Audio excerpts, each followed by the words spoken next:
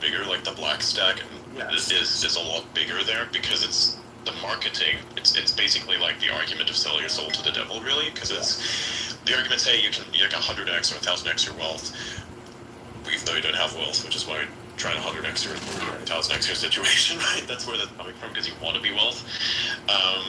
But then what happens is you get rugged, you get completely cooked, and like even things such as like Solana is a perfect example of an extension to the black stack, I think, because if you look at that, it really is just a horrible piece of shit of a technology. It's not even a thing that one could call blockchain because it doesn't solve a problem. It is a problem, right?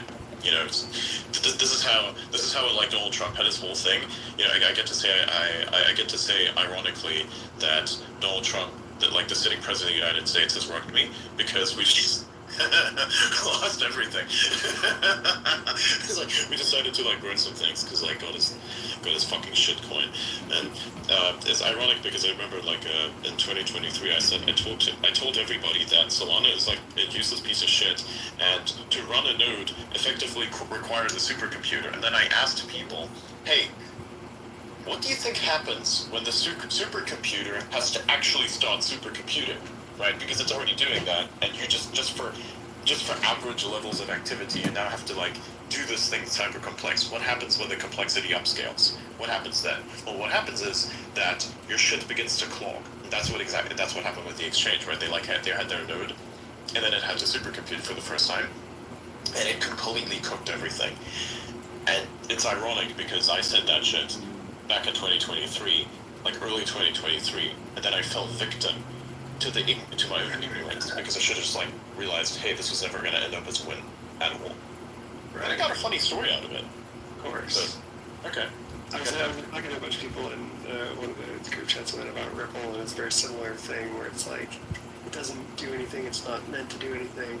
It's like designed to be fast remittance payments between like cross-border payments. Like it's like its entire value prop is like so dated in like the weird 2013. These Ripple people are always the most delusional people I've ever met. They're like, it's only a few dollars. If it gets to the price of Bitcoin, if it gets to $100,000, I'll become rich. And like, right. If it gets to $100,000, that's going to be bigger than the entire economy of the planet. Right. Yeah, because there's 100 billion coins, and it's like they pre-mine all of them, and it's like, and it's in the thing is that the game that gets played, it's like I was trying to I was trying to talk to some people about like why even like their childhood friends who like their kids from their hometown who like are buying Ripple aren't going to get rich even if it does go up like that. It's because they won't know when to sell. Like there's a game that gets played that's psychological, that's like beyond most people's ability to actually like see it as a game and play it, where like you have devs who have hundreds of millions or billions of these coins, and they've been sitting on them since 2012, and they're going to sell them the second it turns into generational wealth for them, which means that you don't get the same chances. Like you're going to get a taste of it, and then you're going to get rugged, basically, because everything's centralized. There's not even like a proof of work or stake algorithm or like network or anything like that. It's a proof of consensus network or something like that is completely run and trusted. Nodes are all like run by the foundation or the Ripple Labs or whatever. It's fine. It's probably still going to make a lot of people a lot of money, which is great. But that's the sort of game right now, is that like it doesn't have to be real. It just has to be like real enough to believe in. And then like Solana is real because people believe in it, but it's never going to do what it's going to set out to do. It can't supercompute. Just like Ripple isn't a trusted way to send money across borders, probably. But yeah, I don't know. These narratives are I feel like are all part of the stack as well. It's like it's just another layer on it on top of everything that like just our way of making sense of the sort of the chaos and weird game theory and algorithms and everything else that's just sort of like writhing around, like right below the surface. It's yeah, there's a lot of stories that we can tell ourselves that makes, you know, reality real in a weird way. Real. Yeah. By the way, Suraj, wait, Suraj still here? Yeah, I'm here. I want you to add a few more, like, words to the censorship tab. Okay, I will check the DM. Here, let me send it in the base chat.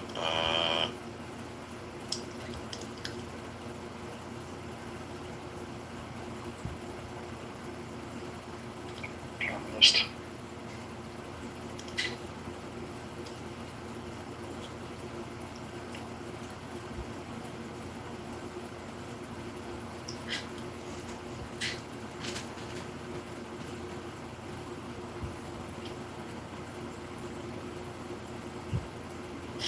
Alright, there you go. Did you see the words? Yeah, I see. Alright, add those. Elliot made it. Hey, Elliot! What's up, bro? You there? Yes. How's it going? Excellent. Welcome. Yeah, he's also one of the other ones who's like, if occasionally, for instance, he wants to cover something AI related, he'll also have like a space that's running in the noetic order, for instance. So he's like one of the people as well. It's also a sort of reminds yeah, don't bother him too much though, right? He's got work to do, so he's not going to get back to anything. Also, try not to bother me as much, but like if there's something that's critical, I will deal with that, or like, you know, one of our mods will deal with this. But yeah, he's one of the, he's the guy who does the CUDA related stuff. So Triangles. yeah, well that one doesn't do triangles, so. Triangles, what? Don't It's worry. early in the morning for you, bro. I was just trying to trigger you early. Let's get it over with, and you know. Don't worry. It's not real. The triangles can't hurt you until you have the massive triangle gun, but that happens. You know, it's like. I think triangles are pretty hard. Do you know there is a triangle gun actually in a video game? It's called Helldivers 2, and there's a gun that uses laser bullets, and it's literally a triangle-shaped gun. It's pretty cool. Like it has a triangle-shaped like output. Yeah, it looks like a massive Toblerone. Cool guns in that game.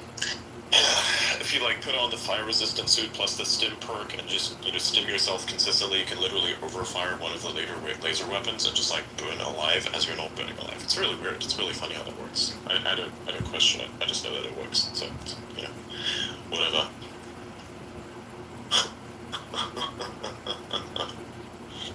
Alright, good shit.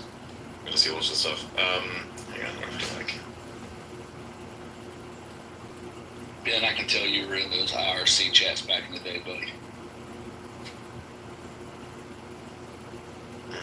Yeah, those were fun times.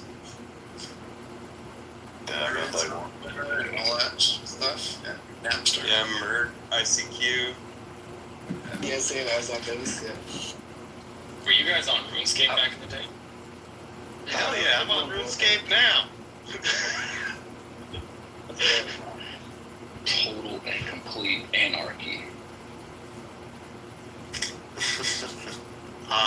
That is how RuneScape started. I don't think many people were on that early, but I was. Back when you could just kill anyone anywhere. It was wild. Fun times, fun times. Now you have like team damage, and it's like, you know, you get punished for it too, which is like,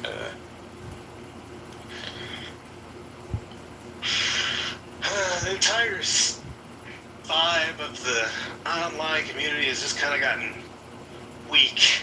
yes, Like, we got suspended for griefing a bad teammate. yes. That's dumb. Like literally, this guy was trying to kill us with a vehicle, so then I pursued the vehicle, destroyed the vehicle, because I can, and then bro hunted us down for the remainder of the game with the fucking gravity hammer, and he didn't get banned. I'm like, Right. No, I got that and I just stood there like most of the time. exactly, it's totally fucking stupid. So I guess the Reddit mod won in that case, but he also lost because now I'm just doing this.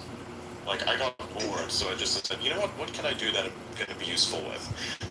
Decided to hyperscale this instead. So he unironically actually made me win even harder. So I guess he's fucking stupid.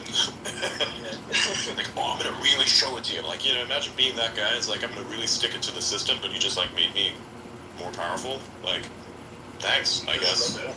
Like, okay. Nice attempt. I keep telling people, like, if you don't want me to advance, then don't try to stop me.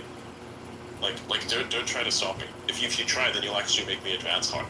It's the problem with the, it's like how it's like the monster from Doomsday, like not from Doomsday, but like from any Superman like related thing, where it's like this thing that's called Doomsday, right? And every single time that thing dies, it just like evolves into something that can then counter the thing that it died from, right? So it just keeps getting stronger the more you try to defeat it. When in actuality, all you could do is just leave it alone. Like, you could just in fact do nothing, and you would have won. So I'm like, I don't get it. But yeah, that's the problem. Keep telling everybody, it doesn't make sense. But I guess whatever. Like, okay. you can in fact just like not do things, right? That's cognitive security as well. It's just realizing that you don't in fact need to do anything. You can in fact just like decide not to do anything at all, and you still win. Isn't that fascinating? I think that's maximally fascinating, personally. Adrian, I think you have you and some of the other people here have like a bit of a grip on just cognitive security as a concept in general. It's more and more important nowadays where you could find pictures of a family member that you haven't seen for a long time and have AI just animate it into a film that just cements itself into your mind without your consent. Like, how do you protect against that? Could you kind of go deeper into cognitive security in that domain? Because a lot of people are just not ready for it. And we are already seeing on the rise, like, AI-induced psychosis, apparently. It's like how well you understand what the world kind of is at the basic level, and how you can just disassociate from things that aren't real. Like, say, the internet is kind of the hyper-real, and an X account is actually a gateway to the hyper-real. And so the problem with the hyper-real is, say, whatever you do on the internet does actually affect you somewhat in real life as well. But, like, do you there's certain things that don't affect you, like certain things that you don't need to really care about, but you have to, like, disassociate. Like, you have to have a really logical way of looking at the situation and just being able to then take things out and label them properly as such. Be like, hey, some random person on X.com called me a fucking retard. Now, I could go there and call him a retard also, but how much do I value my time? This is where then the process comes in through. It's like, oh yeah, I see the weird, like, I see the person calling me a fucking retard, so I'm like, well, I don't care about that, so I just simply leave it alone. I don't even block the person. Or if somebody tries to harass you for a little bit, then it's like, click hide reply, click block. Or like, for instance, when there was like this large account that attacked me, I still remember that was really fucking funny. What is it called? Leon Nissan or some shit that had all these unverified, like, literal, just, these people were definitely bots because they all sounded the same. So I was like, I like your network. Let me just do something real quick. Click post. Who can reply? Verified only. So I'm like, instead of getting mad and heated about it, I was like, interesting. So if you want to, like, if you can trash talk me all you want, I actually encourage it. But you get to pay Elon his $8 first. There you go. Boop.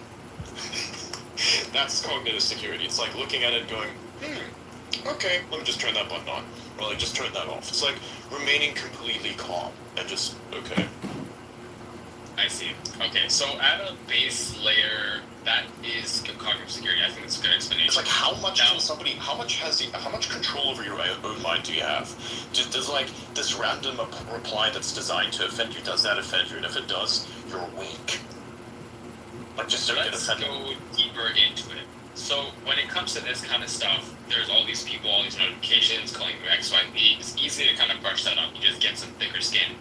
But what if, for example, taking this a little bit deeper going into the future, I think every single human that's gone through life and like reached adulthood and dealt with the real world, they've encountered traumas and shit like that, and it's nothing like unique or anything like that. It's just like something that we've had to deal with. But I feel like it introduces critical vulnerabilities that people can't access or manipulate because they simply don't know about it. They don't know you that well. Like, for example, let's say you had certain issues with like a parenting style, and so a certain insult would penetrate that thick skin because it hit that very like vulnerable part of you. Now, if a person knew about that, they could leverage that against you, and that would be like very bad. That's like how friends could betray you and stuff like that. Most of the time that doesn't happen. But what about all these people that treat ChatGPT as like their best friend, that are using it as therapy? because we have that vulnerability at scale now. And that's quite different than somebody trash talking you in your mentions. So how do you combat that kind of, how do you prepare for that kind of cognitive security? Is it more like a preventative measure where you're like, I'm just not going to tell OpenAI anything about that? Maybe you run your local models. Or like, how do you deal with that? This is like a future problem that I feel like people haven't really thought of yet. And I'm kind of interested to hear your take on it, as well as the other people that are on this space. Yeah, it's about like how much you can actually keep to yourself and realize, like thinking of the consequence, like considering second order effects also helps a lot with that, where it's like, what if somebody else, like, okay, first of all, you have to come from the perspective of, I value my own mental security. What could possibly compromise it? You consider all the things, and then perhaps you run that exact thing before you comment something on the internet, where you go, would this be something that I'd want to have delete? Like, would I want this to be deleted? Like, would I just like put that out there and not care about it and keep it forever, or would I actually want this to be deleted in the future? Is this a throwaway thing? You know, you go, okay, if it's bad in future, then don't do. If it doesn't matter in any conceivable future, then I guess okay. And is it actually relevant to even comment in the first place at all? If yes, good, okay, go ahead. If no, don't do. Right? Just like keep running that through your head. Just like think about what you post before you post it. Not everything is like, yeah, the internet has consequence. People just like kind of disassociate from that. But again, it's the hyper real, which means it may not technically be real, but the effects of it are still quite real and can be quite real, right? There's some words which have no consequence, but let's say that you said something really fucked up, and then your employer sees that and says, hey, I want to probably distance myself from you. Well, that's a very real consequence. Well, of course, that's not something that should happen necessarily. It is still a thing that could happen, right? And the same thing also, it's like, hey, look at this AI system. They don't understand that it's not a benign thing, and it's also not a thing that thinks. It's literally a thing that like takes whatever data you input and just like connects things to whatever that data is in conjunction with whatever query is part of whatever that data is, right?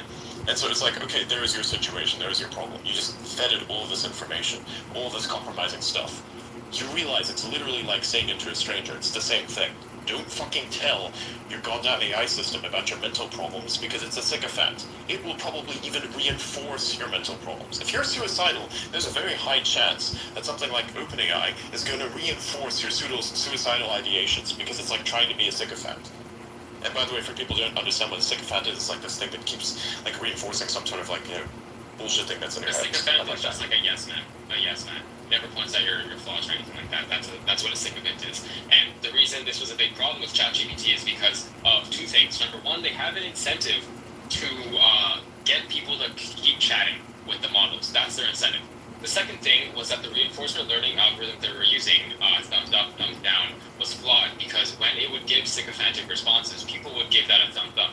And when it gave a non-sycophantic response or one that was a little bit at odds with the user, even if it was a good point, they would thumb it down. So it was a two-pronged issue, an incentive misalignment, as well as a flaw within their reinforcement learning algorithm.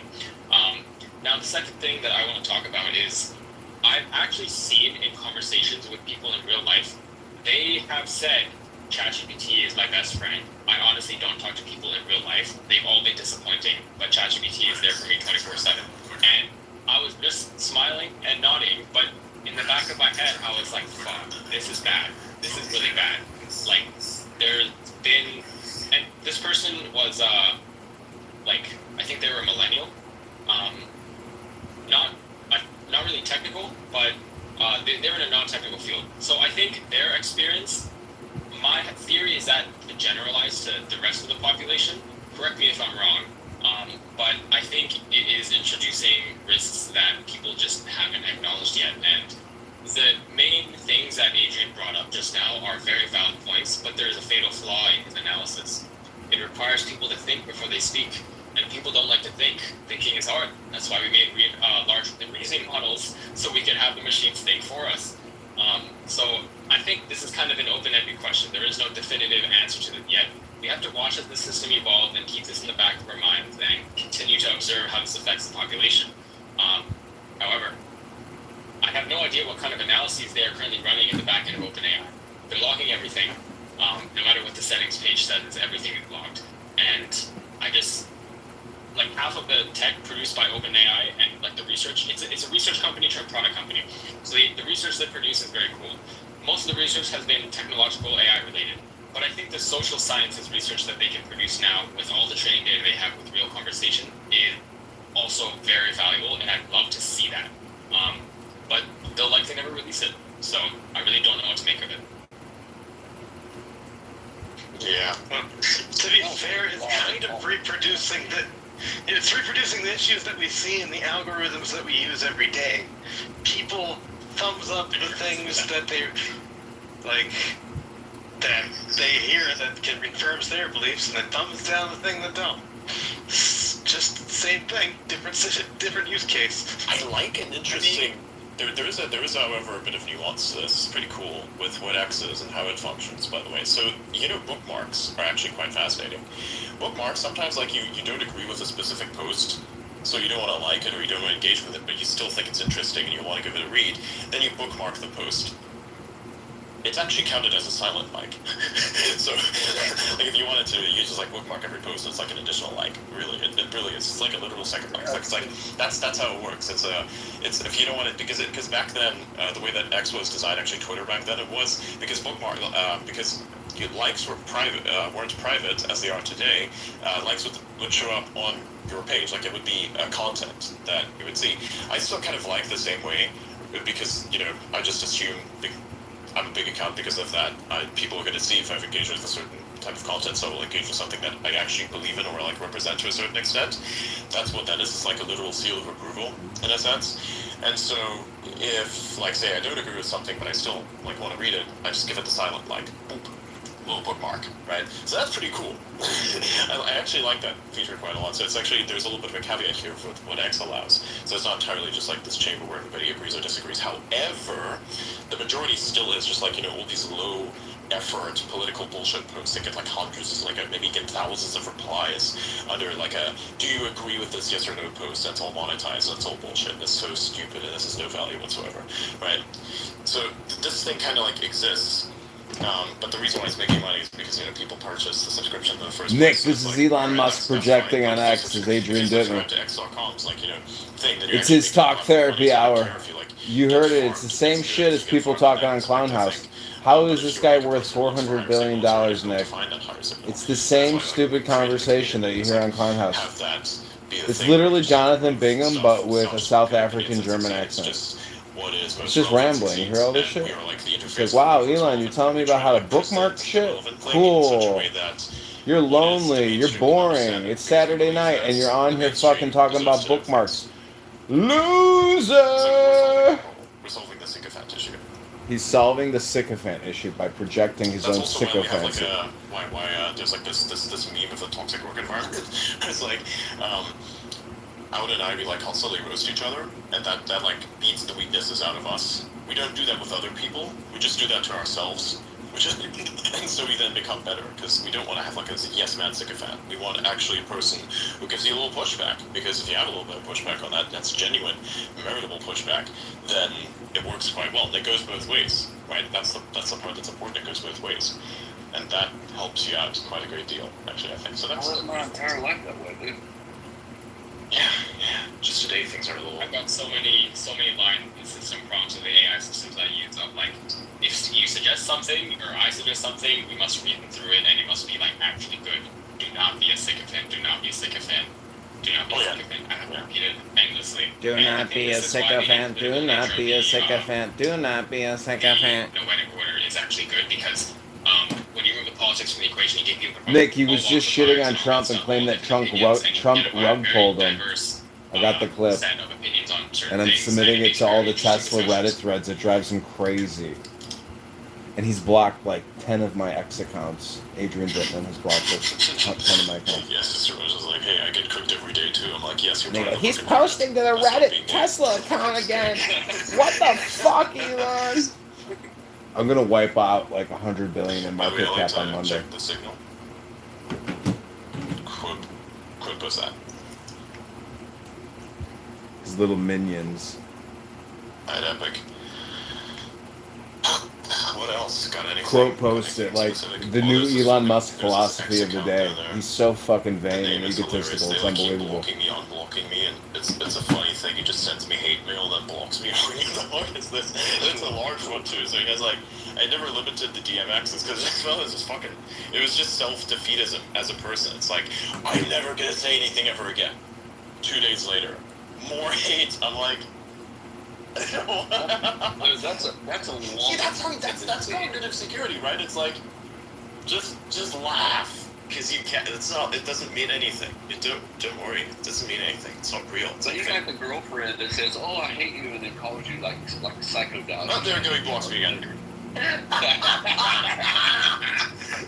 Oh my god. Yeah, it's like, I hate you. I'll never talk to you again. 2 hours later. Nick, now you know why Donald Trump threw his ass out of the White House, because he's annoying. Turnaround time.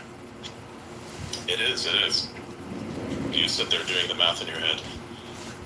It's like, how often, like, crash out per situation, time dilation is 3 hours, and like mental pain is just like maybe 8 on the scale. That's your average like crash out. No, that's the wrong post, my man. I didn't mean the spaces. I meant the article I sent you. That too. Because this space is gonna end in a bit. Actually, I just kind of feel like I'm gonna hop on the other thing now. Yeah. Okay. Alright, y'all. I'm gonna run this, and then I'm gonna go into the Discord server and just do a little after space session there. So you guys can join me there. If you don't know how to join, click on that article over there. Scroll all the way to the bottom. Join that. And if you don't, that's fine, because we have the Discord community. We have the conversation starting again in a week from now. But yeah, if you will get in touch, make sure to subscribe so I'll know who you are and whatnot. And yeah, to set things up. Make sure to quote post that article right there so that more people can find it and actually join and be part of that general community. And don't spam as much, right? Because you don't want that. If you're more of a high single person, person, Scott Bessent of the Treasury Department decided to punch him in the fucking face. That counts. Also, I think that Elon thought he was going to lead a revolution. He was sorely disappointed. What are you going to do the essay thing? Yeah, I have to make a few corrections. I'm probably going to get some peer review from some of you guys. Just a quick slot. Are you going to publish it on X, or are you going to publish it to a different site? I'm probably going to publish it here, but I'm also thinking I might create some derivative content just from the points of each article. A lot of it involves kind of mapping out the state of the world right now. I've come to realize that's actually pretty valuable. Just letting people know what the world is like right now, because nobody really knows at any given moment what the world is like in every given part of the world, right? So I feel like for me, doing that has really helped me learn more about how things are actually going, and it's helped shape my mental model of the world and help me make better decisions. So you guys can expect to hear that from me within the next week. It's Saturday now, so I'm going to get back to work. But now I can say, thank you for joining, right? I'm not going to be pulling our Yeah, exactly. Actually, I think for the next conversation, we probably would be able, if you published it back then, be able to feature that article. That would be quite fascinating if that was a thing. But yeah. If you need technical help, Daniel, if you need some, if it's really technical and really involved, you definitely want to send that to me and check out. Okay. He's trolling, obviously. Don't worry about it. He's obviously fucking trolling. If you can't tell his deadpan sarcasm is from the South, don't trust a single thing that comes out of his mouth. I'll send you everything. I'll send you my social security number too. It's quite technical. Last 3 digits. Alright, well, thanks. None of it's technical. It's all stuff that pretty much a lot of people will be able to understand. The technical hard stuff can come later, but yeah, that's what I have to say on that. Excellent. Yeah, so when that comes out, it's great. So it's like a legacy media news report minus the legacy part and the media and all of the stuff that you actually want, which is a signal. So it's just it's like condensed, right? Whereas news articles, they do this thing where they try to expand the volume of the text that's associated with a certain fact. What he's going to do is he's just going to condense it a little bit and perhaps only add volume in terms of say, elaboration on a connection between events, perhaps, or the gravitas, where you have to describe why is this event important, and you kind of explain a potential pathway. It's kind of like how that, I think you like sent me this article once, really fucking good. It was the one about the projection of where AI is going. I thought that was really nice. It felt like kind of going through this, like one of Shishilu's book. It's like you just go through the future of like where the big brain thing comes from. I thought it was really nice. So thanks for sending me that. I would have never found that, right? So that's why we have that. Yeah, so I'm just gonna The say Elon Musk Super Club. Archive it. Put it in the archive. But yeah, definitely gonna be posting So we that can later better this week, understand and the we world can in which we live in and how to enhance our cognitive security. I'll post the conversation link at some later point in the timeline, and then I'll like post it when it's like scheduled. But for now, That's pathetic. make sure to join up and go to the article. So check that out, and yeah, I'll be in there. We're actually going to continue it there. It's going to be a little fireside chat. A fireside chat. He ended the chat. He ended the live. All right, we're gonna jump back into Clown House, and then I'm gonna leave.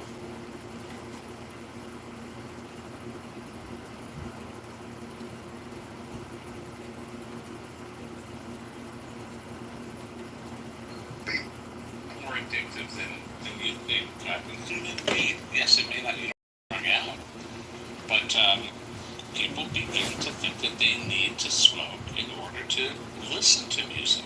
Alright, I'm gonna end this Elon Musk projection and share the room on X and tag me right there and be like, yo, somebody last I think that the zeitgeist is not alcohol friendly. I think that's a good thing. I think alcohol can be very damaging, and I think it's time that people, understand the effect. Absolutely. But then it's like, well, here, swap this out instead. And that's the part where I think they might be swapping something out and thinking it's better, but maybe there are some subtle consequences, at least socially, that haven't been articulated. Hey, you haven't asked it, but are you getting towards the point where you're saying, hey, do you think I should bring this up to them? No. I don't think so at all. Like, I totally just realized it an hour ago, because I thought that maybe we were disconnecting from each other or something like that. I'm so relieved when she said, oh, I've not been myself. And then I realized everyone is kind of in the same vibe. And that, like, just imagine you have a group of friends around a fireplace, you give them all, a drink of alcohol, so they're going to act one way. You give them all a drink of THC, they're going to act another way. You give them all a drink of water, they're going to act another way, right? And so, for me, Did it's she just... happen to say why she hasn't been herself lately? No, I really don't think it's deep. I think it's just that, you go out to a party and you have a selection of beverages. Like, this is not at all anything deep, in my opinion. But I just think that it manifests. Sometimes people get together to smoke weed, but sometimes they do some drugs before they get there. Any coke heads in the group that you know of? Can I have 30 seconds just to give... This is like a very casual group of professional people. I think maybe I'm going to land the plane with, I think maybe somebody in somebody's family who is sick or something, and it takes your mind off of having fun, when somebody in your family is sick or has a problem. Somebody else wanted to talk. I don't think so. Let me jump in. All right, good. I'm glad. Jules, let me jump in, please. And like I said to everybody on stage, I like to get people into the conversation that really don't come to the stages, even if you disagree with them, right? So I'm going to give it to LS because I like LS. He's always respectful to me. He always brings some wit to the conversations in the chat, but he's on stage now. To me, maybe we can learn something about this guy. He's been following my rooms for 3 or 4 years, and I never heard the guy speak. Go ahead, Ellis. Thank you, JP. I'm going to put my comments into perspective, okay? First of all, I turned 75 years old 2 weeks ago. I've been smoking cannabis since Thank you. I appreciate that. I've been smoking cannabis since 1968. I just had a checkup last week. My lungs are clear. There's nothing wrong with my lungs. My knowledge of being around the medical aspects of this plant is lengthy, and I've talked to many experts and interviewed them over the years. And there's a Harvard study, and Al Normo is welcome to Google it, that says that smoking cannabis actually improves lung function and lung volume and does not cause lung cancer. And this is a study from Harvard. Now, of course, Harvard. And I know that Jules says that he's the longest smoker in the room here, but I'm probably over it. I smoked before you. If you started in '68, I smoked before you. You gotta have a smoke off, guys. Yeah. And by the way, before we go on, what we gotta have is a gift.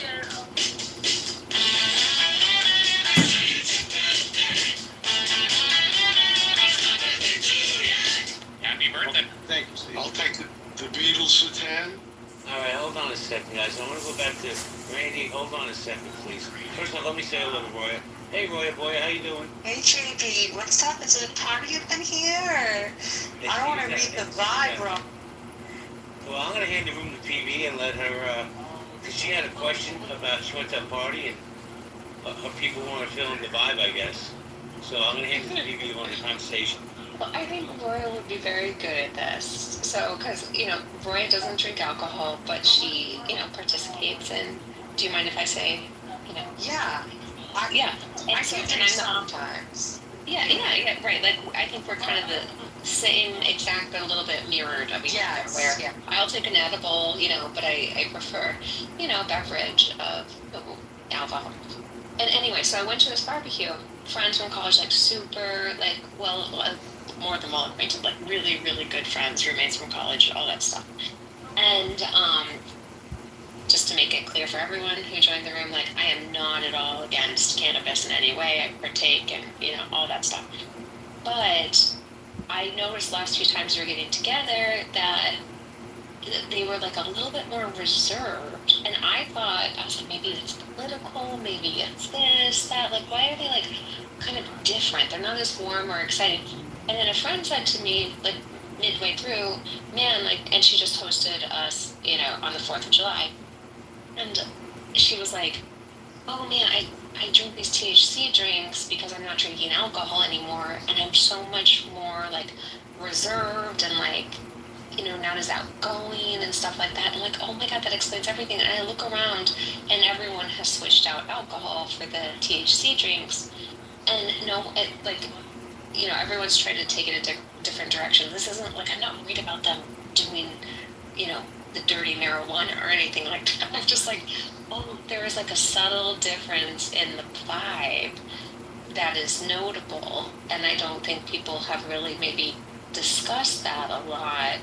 And because I do think those THC drinks are probably healthier in a lot of ways, but maybe it changes the atmosphere a little bit. And I'm like, aha.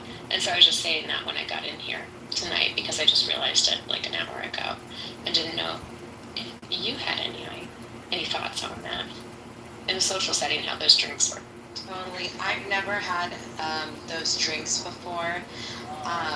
However, I like to be at a place in my life where my THC intake is kind of like, I'm at a place where 2 or 3 times in a month, maybe like a Saturday or a Friday night, or maybe even like a Sunday, in which I can be okay and be at a good place with a 10 milligrammer. Once or twice, no, 2 or 3 times a month is where I would want it to be, where I think is like healthy-ish, and you're not partaking in too much, and it's not like one, it keeps the expense low. Also, it keeps it, you don't have to rely on so much to have a fun time. And I think that all of these new hybrids, P, are so heavily indica leaning. It, like, puts everyone, I mean, you have a little bit low blood pressure, you're freaking gonna go tip over.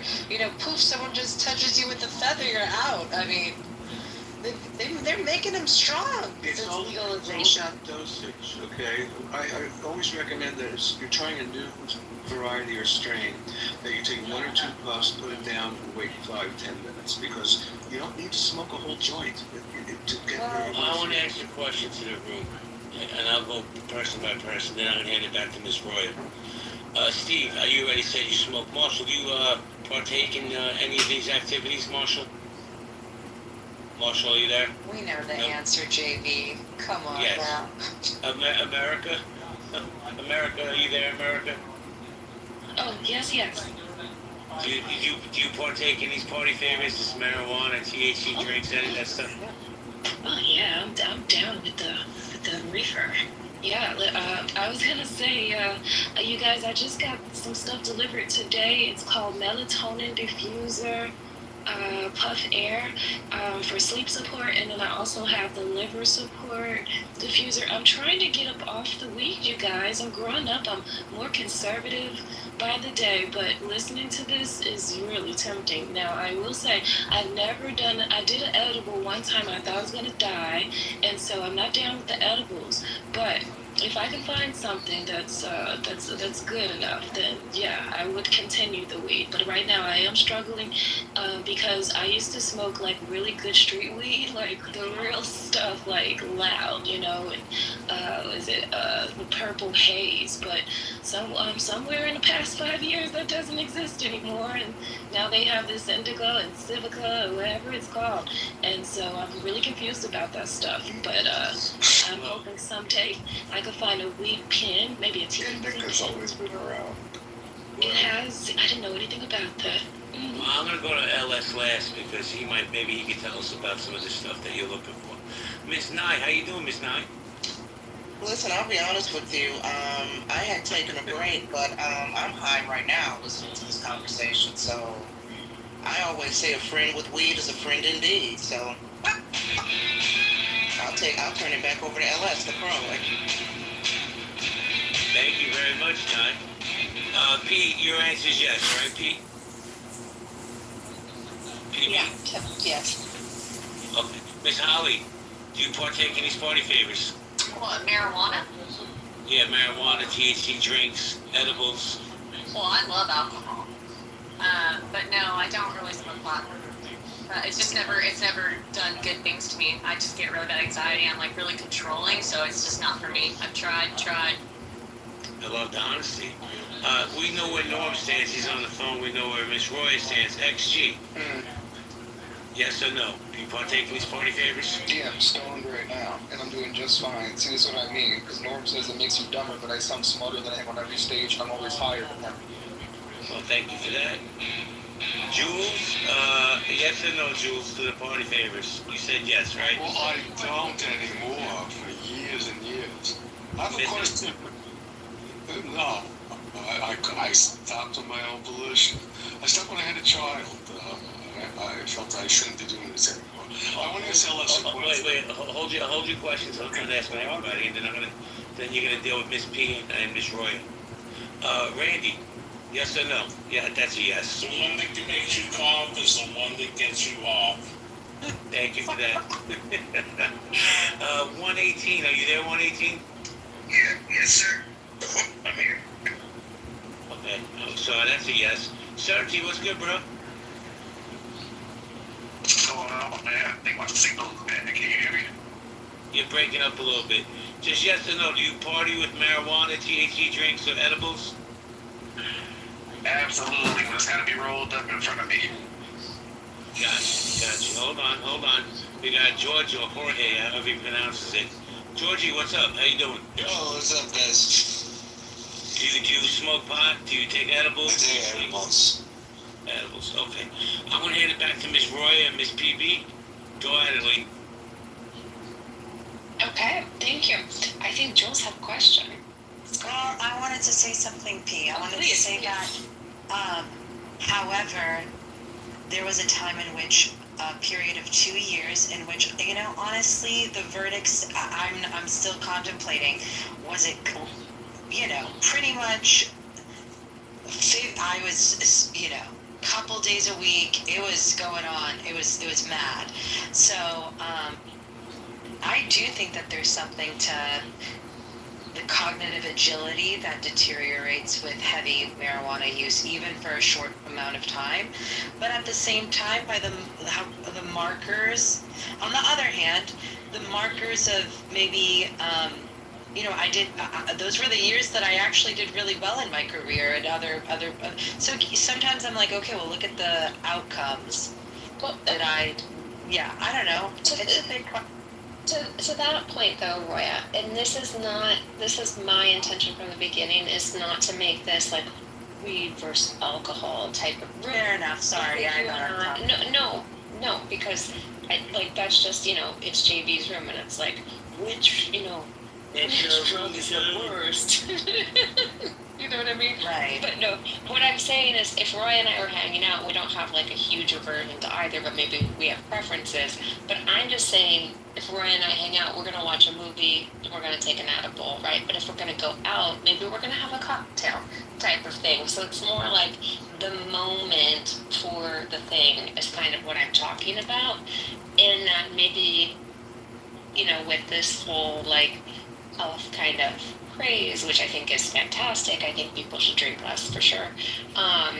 It's just like, you don't necessarily need to replace it with a THC drink. Totally. But anyway.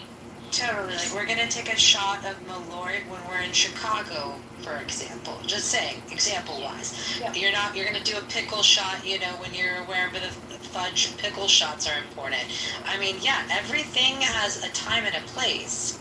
And you really, it's your fault if you're taking a hybrid that's leaning too hard on the indica side right before a party. What a party pooper.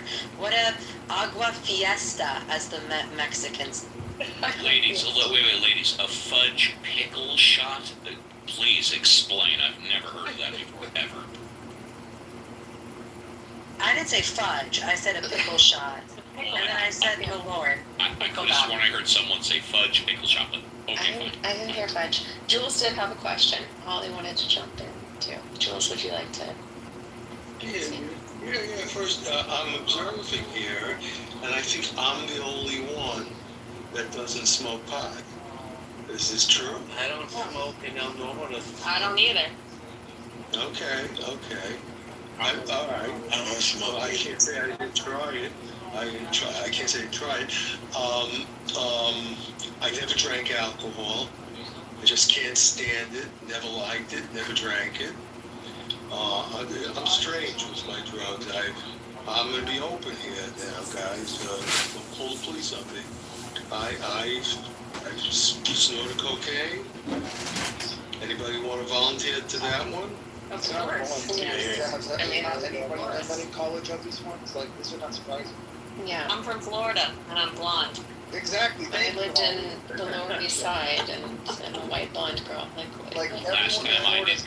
Everyone in Florida's done coke by at least 21. Last time I did coke was over 30 years ago because I'm allergic to it, believe it or not. What happened?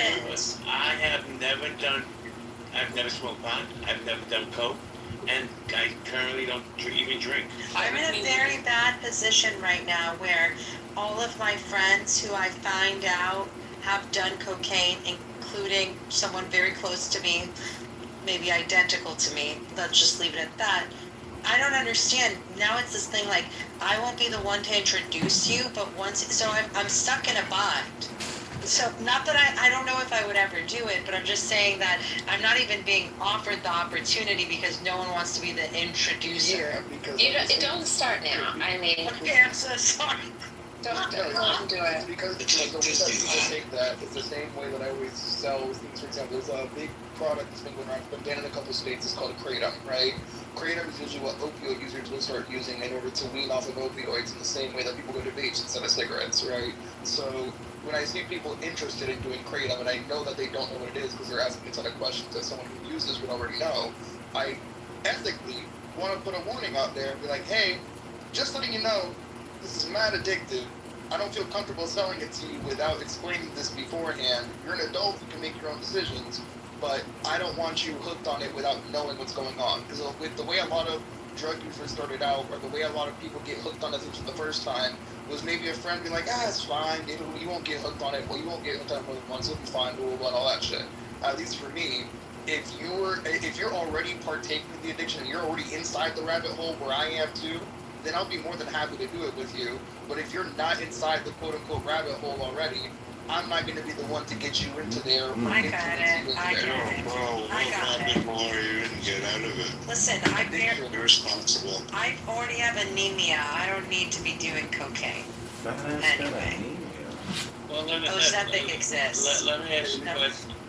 Let me ask a question to the moms in the room, like PB, Holly. Would you be okay when your kids come of age doing edibles and having these drinks and stuff like that? Are you guys okay with that? Yeah? Fucking pop an edible with them. No, I mean, okay with it versus, I can imagine my kids are too young to imagine this stuff. But they're going to be adults one day, and I'll be happy for them to have experience. I'm good with it. I don't want them to do coke. That's the one thing that I will be very open with them about my experiences with it and the long-term effects and blah, blah, blah. Like, I do not want them to do coke. That's the one thing. Is mescaline still around these days? Anybody know about that? It is, but I've never done it. Most I've ever done. Which one you say again? Mescaline. Yeah, it's still around. The mescaline jail living in Las Vegas is what I think we used to do that. I mean, to get back to the conversation, because the whole idea of underwriting kind of my experience is that, of course, there's drugs out there. Of course, there are good ones, bad ones. Is there any good drug? Probably not. But, like, there's a scale or a spectrum of all that stuff. But I think what's interesting is when you legalize something like marijuana and it becomes super, super mainstream, is that it seeps into the most normie kind of groups or whatever, and it has an effect on people. It's not a bad effect. Like, it's not drunk driving, it's not, anything crazy, but there are subtle effects, and I think that's kind of the point I'm trying to get at. Well, P, I'll say this real quick. Holly, I'm sorry. And I said it earlier, and I'll say it again, only because I've seen it. I truly believe that marijuana, THC, the THC drinks, whatever, edibles, these, to me, in my opinion, totally gateway drugs. And people allow their kids, not UP, obviously, to do these things, not realizing what doors you open. That's just my opinion. But go ahead. Yeah, I like that P's bringing this up. I guess she just left. Oh, no, she's here.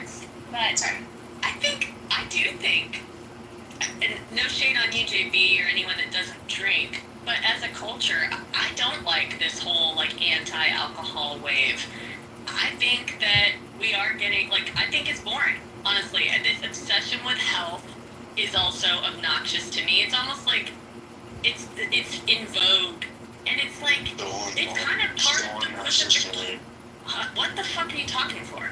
It's part of the pussification of America. I really do think it's softness. Sorry, I'm not saying you're soft to me. Miss Holly, who invented that word? You did. No, actually, I've been saying it. Yeah.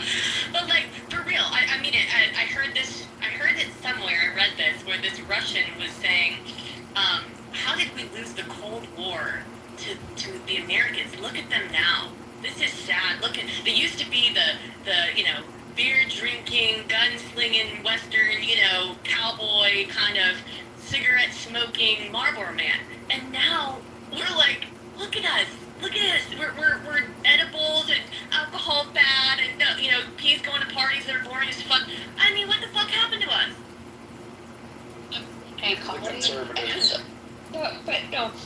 But it's not the conservatives. It's everybody. It's it is a movement. It's a social movement. I think the health movement is akin to climate change in a lot of ways, where it's just there is this.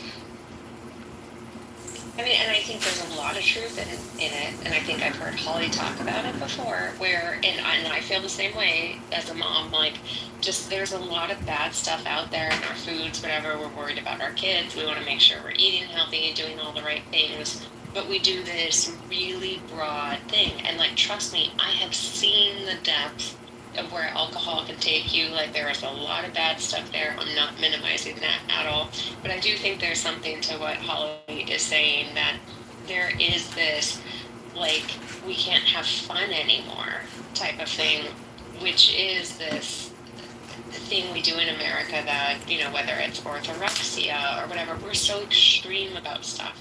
and we forget about all of the good things. Time out, Professor. What the hell's orthorexia? Whatever. Orthorexia is like when you are like working out all the time and you're only eating chicken breasts and broccoli and like you can't have any fun and you can't go travel and like have a good cheese in France because you know you have to stay on this diet and you have to get so many macros in your day. Not you, Jane. Not you. I'd like to ask Holly a question. Holly, I agree with you about the pussification of America. Do you think a contributing factor might be like women's drinks getting spiked at the bar and people accidentally taking fentanyl, or is that just irrelevant? It's a lot of compensatory. I was asking Holly, and sir, you don't sound like Holly. Yeah. I'm so sorry. Yeah, no, I don't, Steve. Although maybe I don't know. Maybe the fear mongering of what could happen. I don't know, man. I don't know. I think it's more what P's talking about. This like social trend of it's like almost to a religious extent. It's like I'm superior because I'm evolved now and I'm like doing edibles and I'm not drinking alcohol because that's cancer causing. And it's like, fuck off, dude. I don't know. I was in South America recently and I got the red bar. And they, you know, they live their lives, man. Like, you know, they enjoy life. They don't think about shit like this. They're probably healthier than we are, and they're up till midnight with their kids, all enjoying life. The grandmas are rolling their own cigarettes, and they look like fucking models. I don't know, man. I just think we got it all wrong here, and it's really annoying. Well, Exactly, Holly. One sentence. I'm just saying that, like, no one is sneaking into my friend's backyard to, like, spike our pale ale. No, yeah. I have a question for you. Yeah, question. I'm a very poor person, but go ahead. I know. Well, no, you brought up a good point that made me think. Remember you said about the gateway drug? Marijuana's a gateway drug? I used to think that.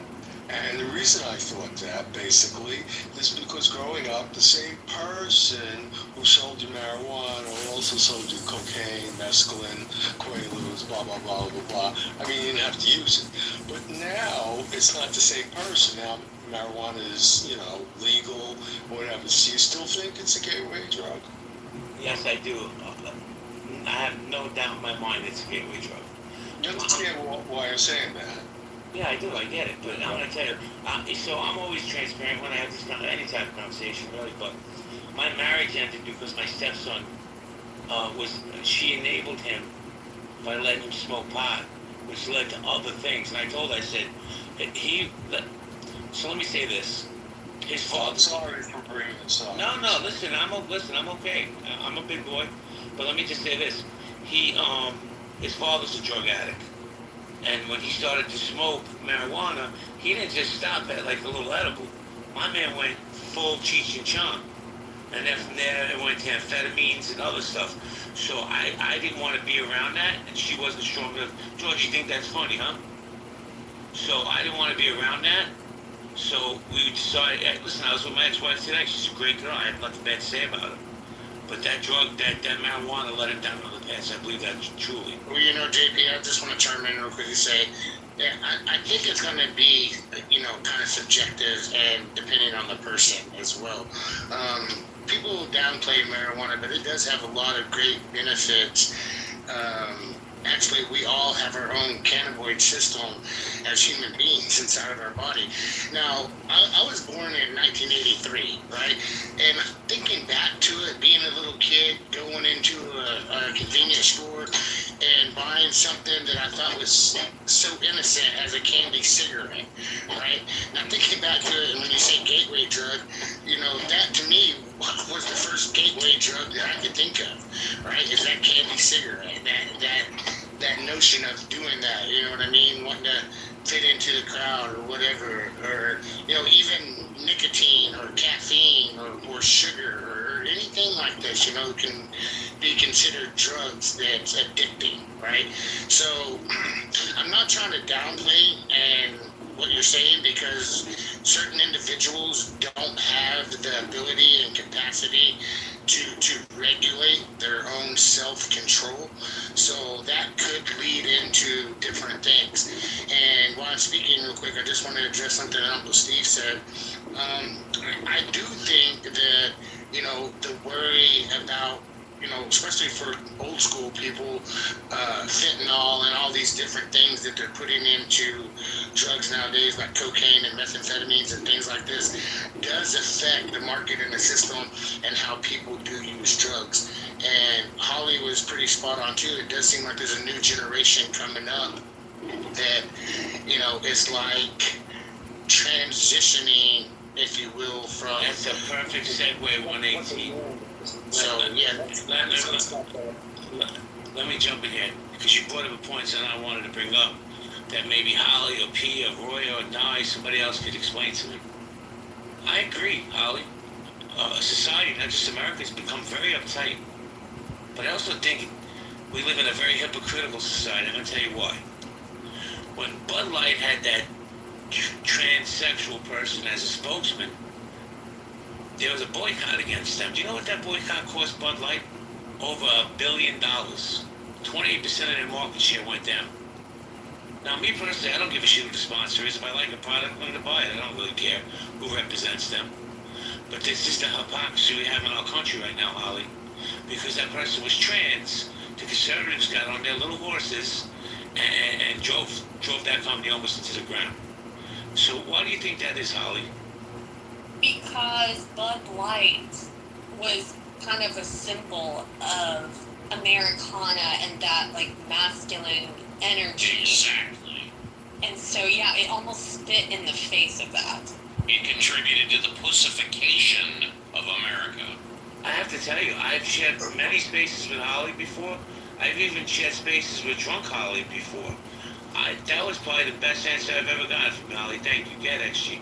Yeah, I'm so sorry, but I find it way more pussified to get on your high horses and cry and rally about your favorite beer that you never look at the advertising for anyway, and you go ahead and start rallying and trying to boycott it and call everybody else somehow sensitive or somehow the pussies when you're mad over an advertisement that happened just because a certain person was involved that you're not a fan of. Like it gives the same energy as like teenage girls that like a boy group seeing them with an adult woman and then being like, oh my god, why would they do this? Why would they betray us like this? Like it's giving the same type of energy, but somehow the pussification is supposed to be Dylan Mulvaney being there. You looked at the sales, though. Is it people actually just, like, speaking out online about it, or is, like, they literally just didn't buy it? No, there were a big wave of people speaking out online about it. It was a big no, I know. conservative. Yes, no, I understand. I watched the whole thing, too. But, like, also the people who are drinking Bud Light stopped drinking Bud Light, like, quietly and like, I'm not going to take part in that. I'm not going to do it. And just quit. So I don't know. I don't feel like that is like a whiny kind of type of thing. If you're just saying like, yeah, you know what, I'm not going to do it. I personally think that, I'm going to be honest with you, I think it was overblown. That company lost 28% of their profits, which was over $1 billion. I think we live in a hypersensitive society as well. Yeah, Jules. It's not sensitivity, though. I think it's just like a no. Like, no, thank you. Kind of thing. Holly gave great answers tonight. I want to say that. And I also want to say, well, that's how in America you're not oversensitive. We vote by the products we purchase. I know I've stopped certain products because of certain reasons. I know it wasn't easy. That's right. You use that as a classic example of how the individuals can affect corporate America. Right. I'll just simply say one of my top 2-3 favorite guitar players, Eric Clapton. Since he became pro-Palestinian, he's dead to me. He's dead to me. Anybody wants some free Eric Clapton albums? I'll give it to you. It's over.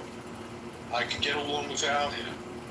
You know, it's a bad feeling to hear his music. You know, so we're all affected by these things, one way or another. I just want to say hello to David because he hasn't gotten in yet. What's up, David? David left. Maybe he had to leave and come back. Boy, why'd you go down for? Anyway, P, I'm gonna hand it to you. Oh, hand it to me. You started this, man. And by the way, P, it has nothing to do with Bud Light. I think beer is disgusting. Anybody drinks it? Ugh. I agree. I love a good beer.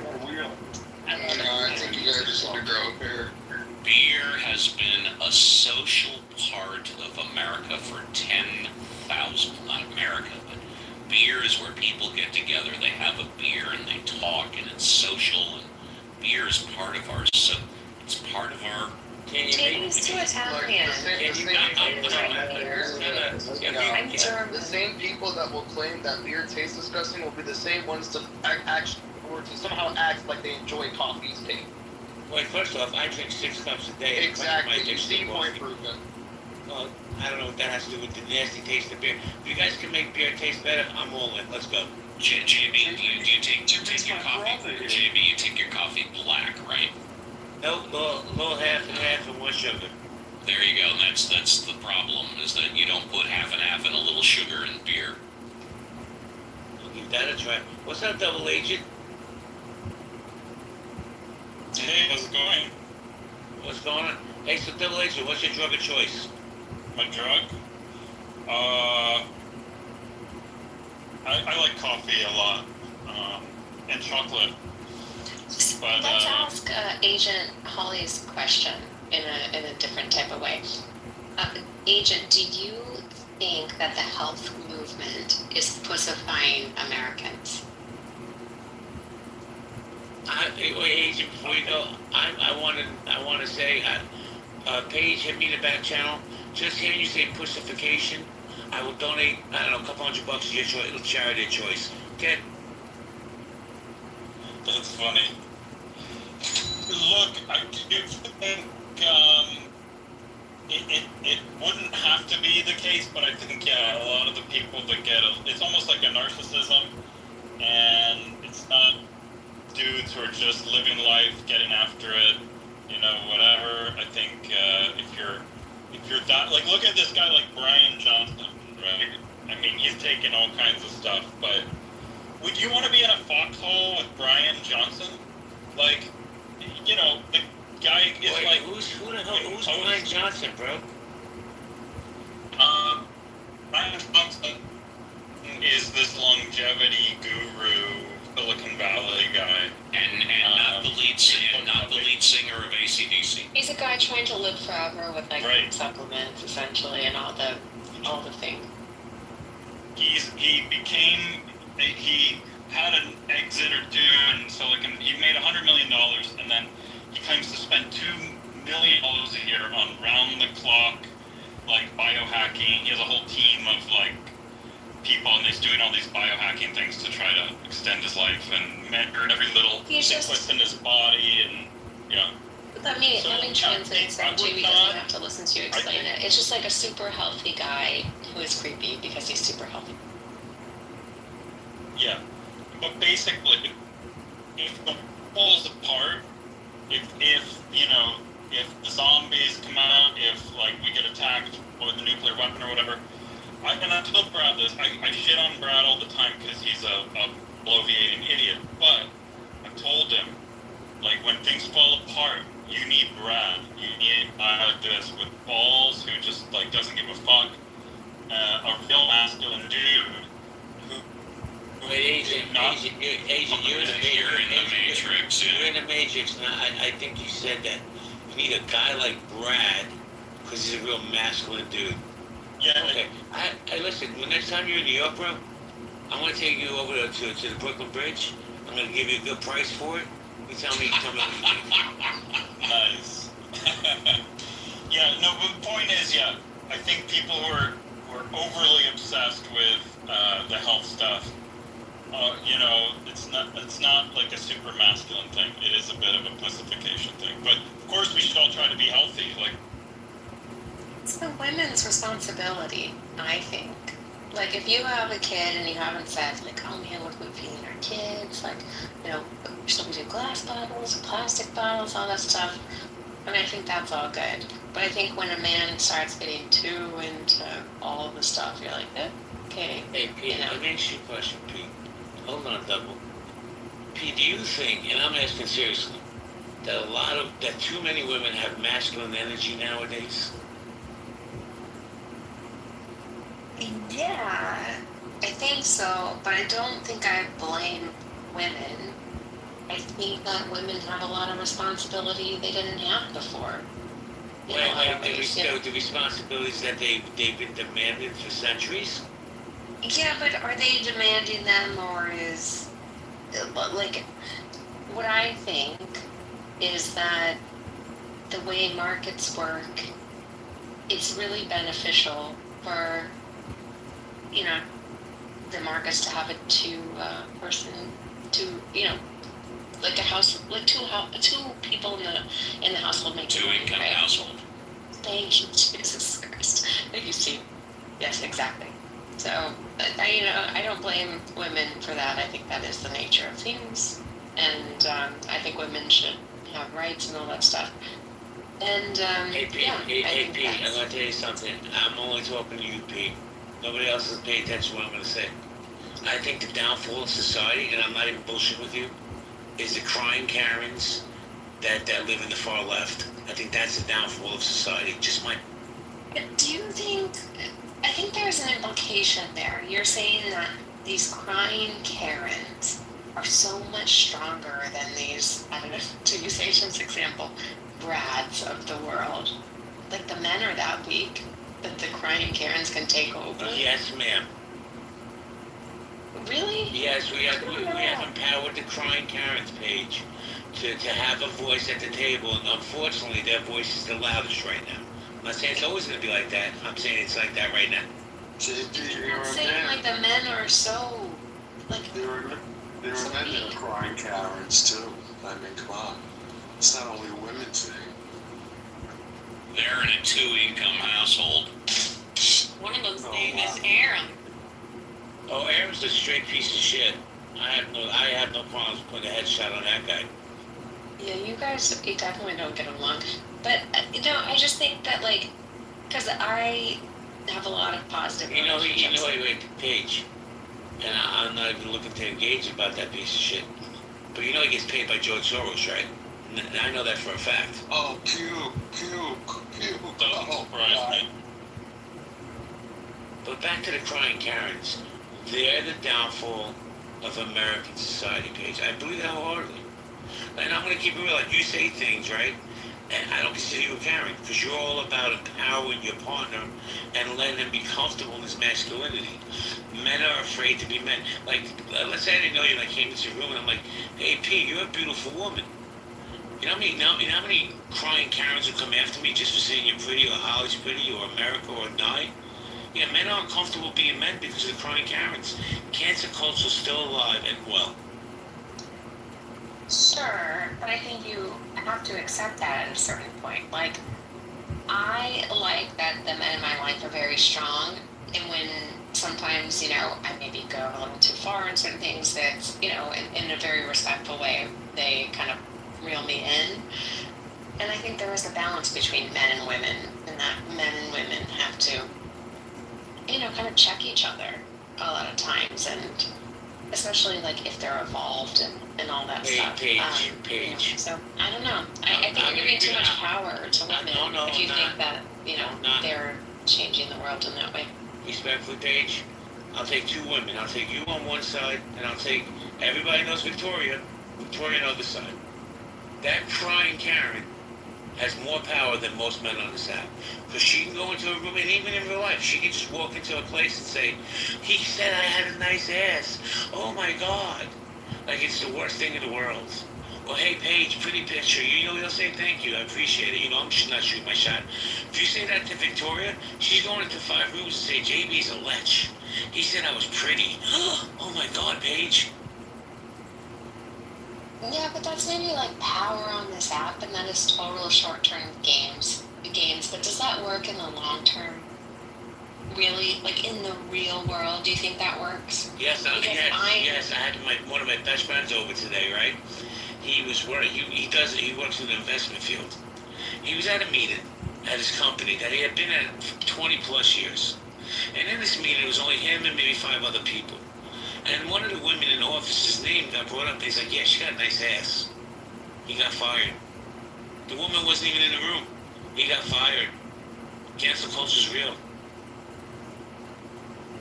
That's the other side of corporate America. You can't do that in corporate America anymore.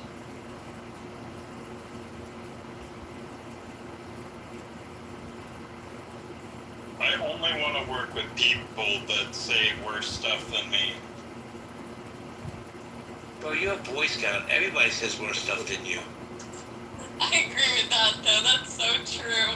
I feel like if I went back to corporate America now, I've been out for so long, but if I went back, I think I'd get fired, like, in the first week. Like, I don't think I can behave properly anymore. What's up, David? You and me, I couldn't work for corporate America in the 70s in a family business, not my own, because I had too big a mouth and I loved the people I respected, and I told the ones that were wrong to their face. And so I'm grateful I had a family business to go to and we could just do our own stupidity.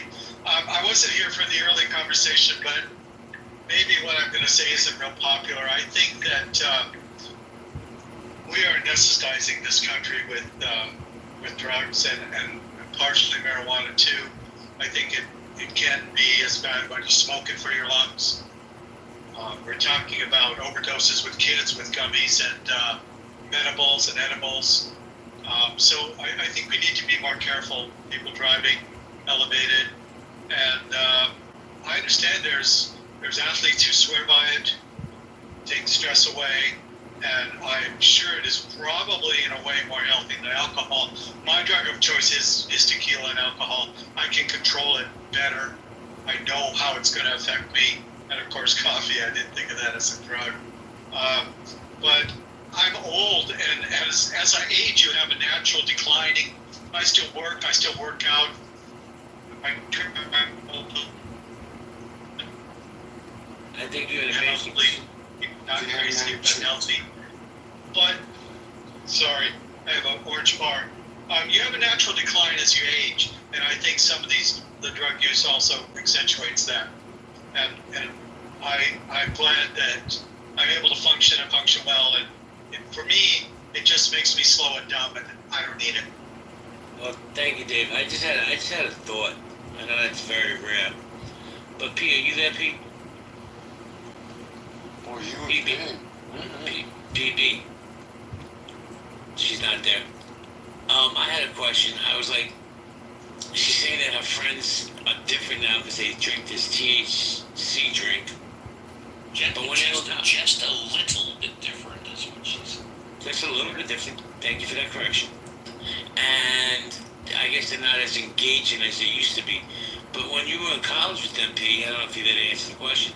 Did they not party there? Did they not smoke pot there? She did say that. She said they did. They were absolutely party girls in college. Yep. So my question is, maybe as we get older, it just affects our bodies differently. I mean, maybe LS knows more. He knows more about it than I do. LS, what do you think? I think whether we're older or younger, it affects everyone differently. And it's just all about dosage. You just don't need to take that much. And as far as for America, I just wanted to get back to her. Indica is the one that will make you sleepy, and the sativa, S-A-T-I-V-A, is the one that's like for daytime. But again, some people, it's flip-flop, so it just affects everyone differently, and just using it very lightly is the best way to. And LS, your suspicions about me 10 years ago were right, because this was before it became legal. I was given 2 cookies, and I was told only have one, and I figured I'd be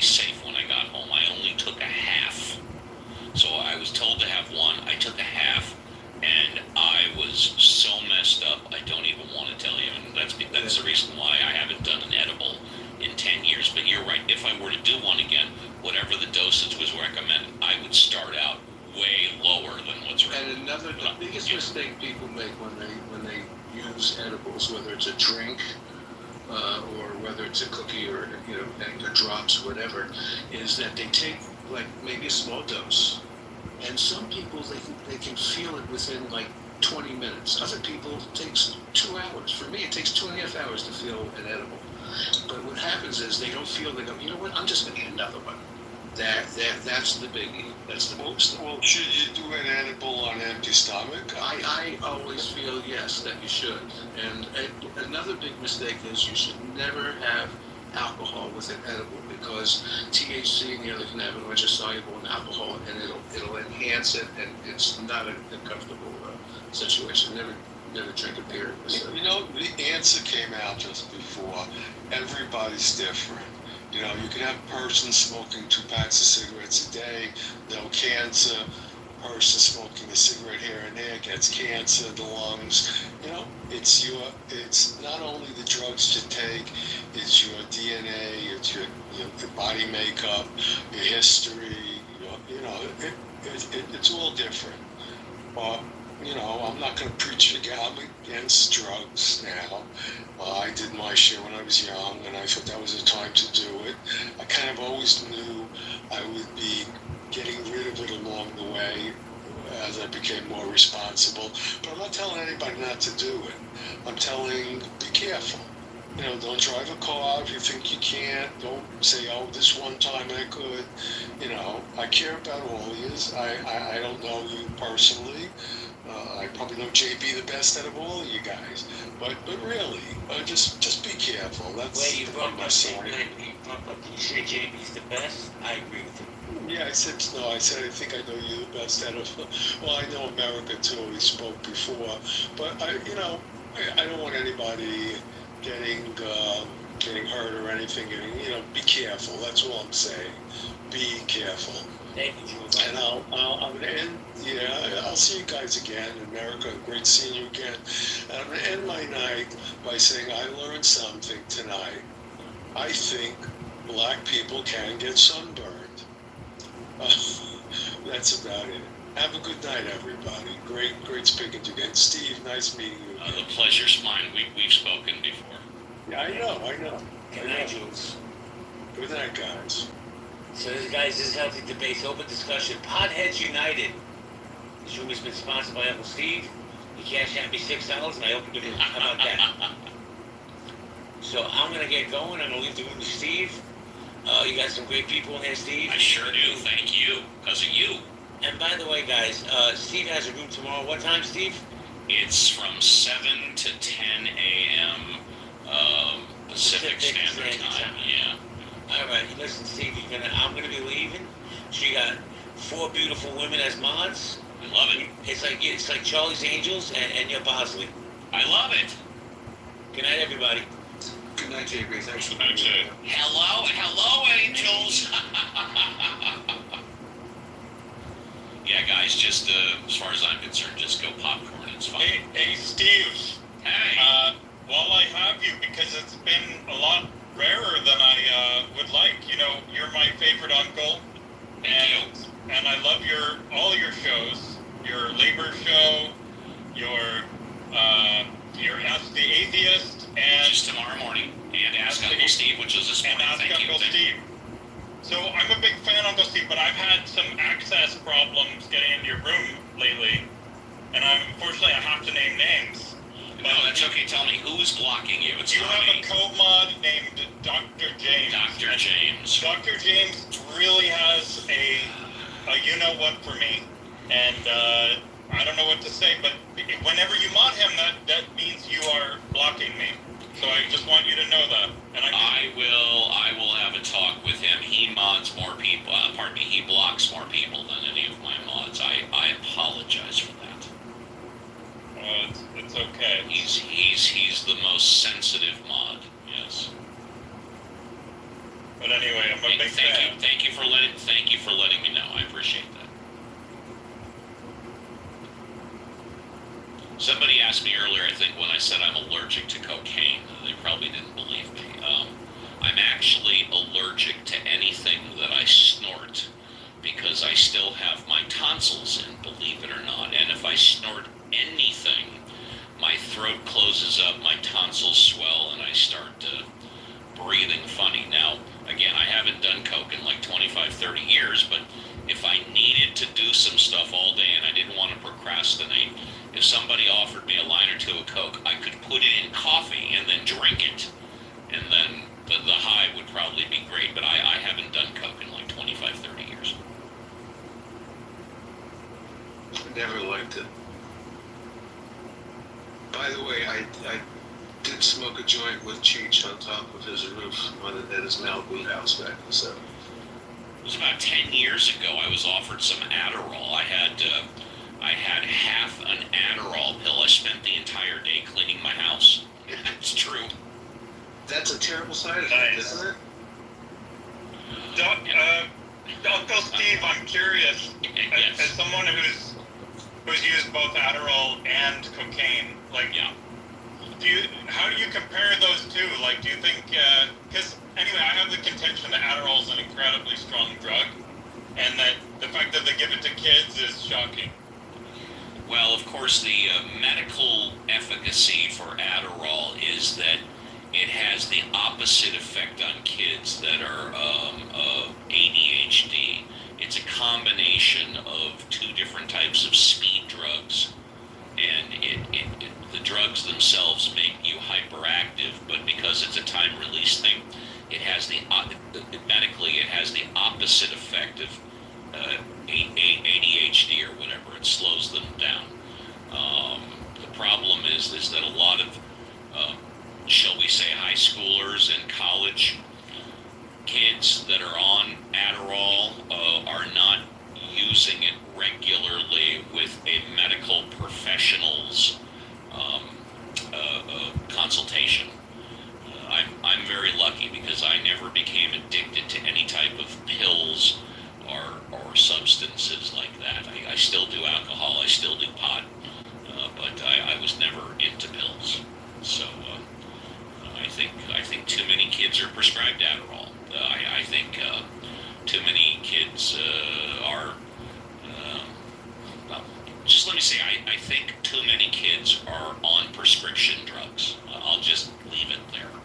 Were you around for the Quaalude revolution? 714 lemons and roar, baby. There you go. That was probably one of the greatest highs ever, by the way. And let me just finish with this. It was actually classified as a hypnotic, not. Oh, I thought it was classified as a muscle relaxer. I believe it was a hypnotic. You can check me on that. Yeah. That's as I recall it, and I was involved at the time. But at the time, if I wanted to get laid, I'd find a way to take a chick out on a date and have her swallow a Quaalude or whatever. Every Friday night and Saturday night at the Rainbow on Sunset Strip, kicking in a Quaalude with a Mexican coffee. Yeah, there you go. Hey, Jen, I too have a big issue with Adderall. I think it's so detrimental, especially long-term use combined with alcohol. I think it leads to violent tendencies. I think there's so much more study that needs to be done with that. I've had way worse hangovers from taking Adderall than I have with cocaine. I just think it's horrible. And now, the good news is, I don't think they're prescribing Adderall as much to children. There's another drug that I forget the name, but I don't think it's as potent or has maybe it doesn't have as bad side effects. I don't know. But I think they're kind of getting away from Adderall with the kids. I'm glad to hear that. You don't have to be a street rocket scientist to know that a depressant and a stimulant probably shouldn't go together. What's the point of doing that? So if you're drinking alcohol and taking Adderall, it's just kind of it's almost funny, to be honest, if it wasn't sad. Oh, and I forgot to mention what another creepy part about the Adderall thing. If you look at it, and I suck at science, so don't quiz me on this, but Adderall and meth have one little difference. There's one little tiny makeup that's different. They're so similar. And you know what? I had a best friend. We're no longer friends. but she was addicted to Adderall since she was a child, and also an alcoholic.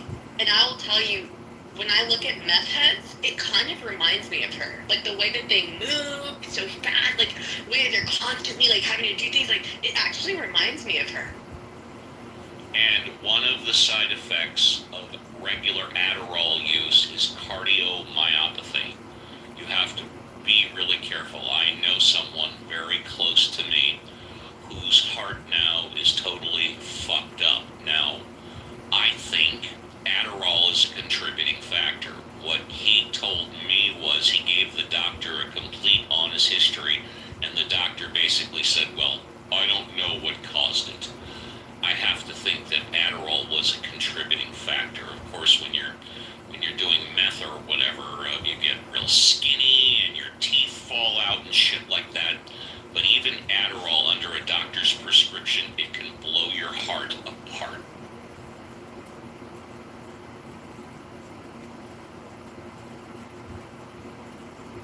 Well, and also, like, a true Adderall addict will never, like, they'll never blame the Adderall for anything. Like, they'll use every other excuse and every other substance that they take. Adderall, like, and also, I think, Steve, to their defense, part of that is because it's so accepted, right? Like, Adderall is, like, accepted, so that can't be the culprit. Right, and also, it was prescribed by my doctor. Right, so, right. Yes, yeah. I even think, I wonder, see, they're so lacking in studies with Adderall. I don't know why, but, like, I wonder what the effects are on the babies. There's gotta be more. Like, I know that babies, the mothers who are on Adderall do tend to have smaller weight babies, because usually, I think when you're on Adderall, you have to see, like, a high-risk doctor, specialist, or whatever to monitor. But I wonder if maybe there's some link between that and other developmental issues, too. I don't know.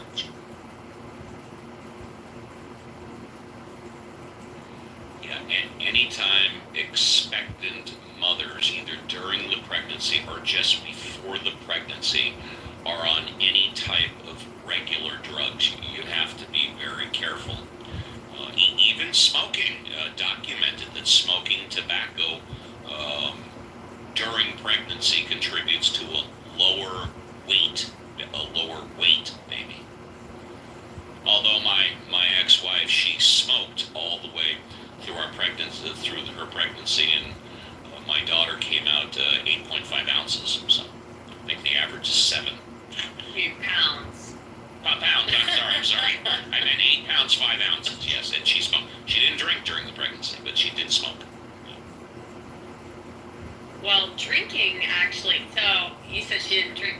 I think that the whole drinking while pregnant is actually way inflated too, honestly. Yeah, I think it's, if you don't, obviously not to an excess, but I don't think there's really great studies on kind of, I don't know, they treat pregnant women like children. It really actually kind of pisses me off.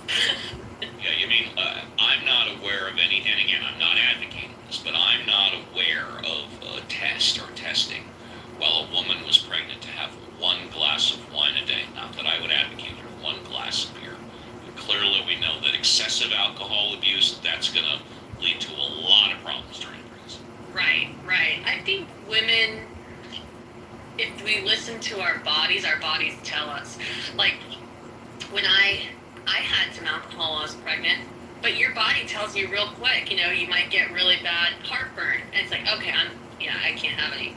Or, you just feel it. You just like, okay, that was good for me. Your body just knows. I think women are more in tune with their bodies than men. Yeah. And we're not given that credit. We're just told, we're shamed if you, and then, like, I smoke cigarettes. I don't smoke much anymore, but, like, I used to smoke cigarettes regularly.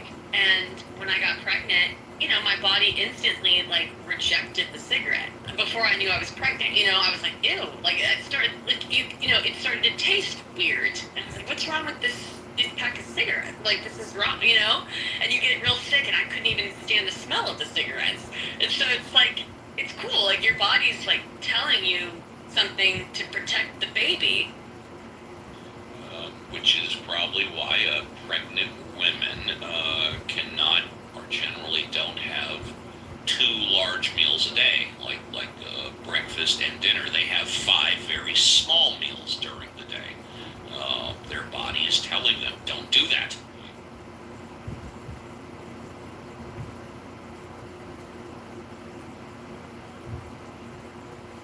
Yeah, like there's way worse things than having a little bit of alcohol when you're pregnant. Like, I mean, is it listeria that kills the baby? I always forget. There's 2 different things that you can get. I don't know.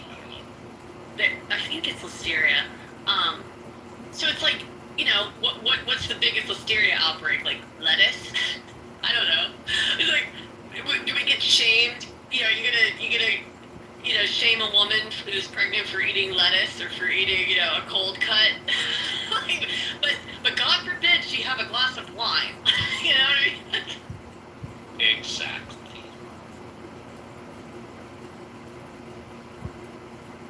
So, welcome to Healthy Debates. JB opened up this room about an hour and a half ago, or JB and I did. Just whatever. So, cash in your pink tickets, come on stage, and you can talk about anything you want. It doesn't have to be about potheads or drugs. Talk about anything you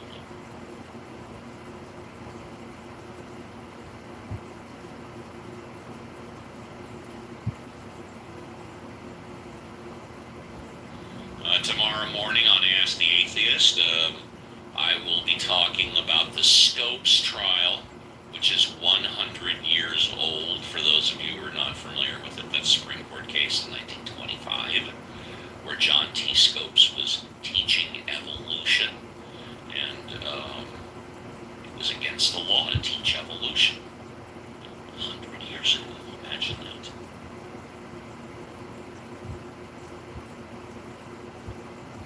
So this is an interesting thing about teaching evolution. Physicians, to my knowledge, still are not required to take a course in evolution. They should as pre-med students, but they don't. Are you sure about that, Dr. Jordan? When I was pre-med, say pre-health, and taught pre-med students, they didn't have to take it, but maybe they may now. I mean, it's kind of hard if they take a molecular genetics class and they don't have a background in evolution, in like understanding host pathogen coevolution is kind of an important concept, particularly in the infectious disease world. So they really should have it, but more so for a healthier genetics background. If anybody within the sound of my voice does not believe in evolution, the best evidence I can give you in evolution is your own body, because all of our bodies contain the coccyx bone, which are 3 vertebrae right below the lumbar spine. And this, according to medical professionals, is what's left over of a couple of million years ago, or maybe even 10 million years ago, when us humans actually had tails. Or how about the vestigial nipple of the male?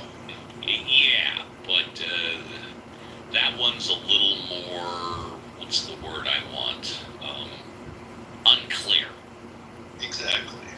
Because us men didn't have breast milk millions of years ago, did we? We didn't have actually breasts. Correct. I was just jumping. Yeah. I mean, you were talking about evolution. I was just really thinking of any vestigial. Yeah.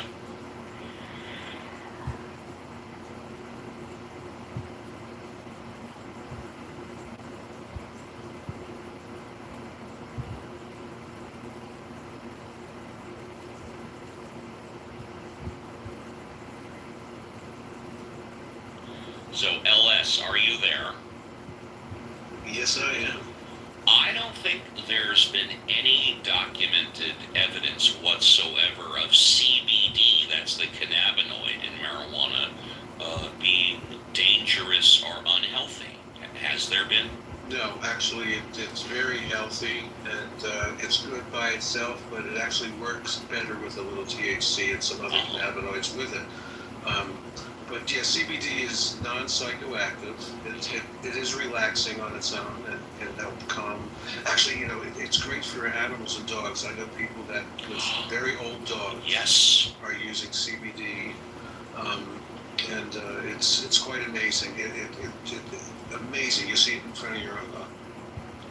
And I think as time goes on, we're going to see more drugs or more natural health remedies infused with CBD because it is non-psychoactive and we still do not know the complete beneficial effects.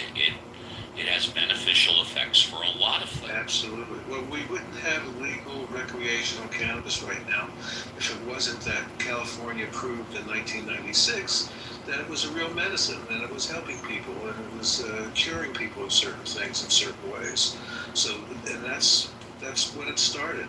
It all started in San Francisco that they proved that was medicinal value to this. And now there's a study, there's all kinds of bits. Over half of the states have legalized marijuana either recreationally or medicinally.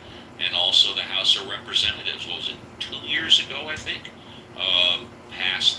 they passed a bill to legalize it federally, although the Senate would not go along with it. Do you know that in Washington, D.C., it's legal for recreation and for medical? Just saying, Washington, D.C. And I can guarantee you all that the reason why it's not completely legal is because of the alcohol industry. 100%. The alcohol industry has a huge financial incentive not to legalize pot. Because once they do, they know that their profits are going down. And not only the alcohol industry, but the psychiatric industry hates cannabis. And it actually, again, cannabis can rebuild brain cells. It's called neurogenesis. It's out there. I'm sure Dr. San Fernando Valley there. Well, you've mentioned that on my show. I don't think that's been proven yet. I think that's just a theory, or am I mistaken? You're probably mistaken.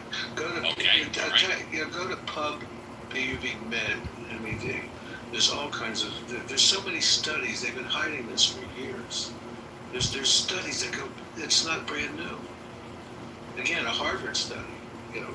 Said it improves lung function and lung volume. It doesn't cause cancer. But we're talking about rebuilding brain cells because all of us were raised that once brain cells die, they cannot be regrown. Well, it's helped Alzheimer's patients. Again, I said it earlier. It's going to be. You'll see. Again, I'm 75. I may not be here in 20 years, but when I'm gone, you guys will think back to what we'll heard here.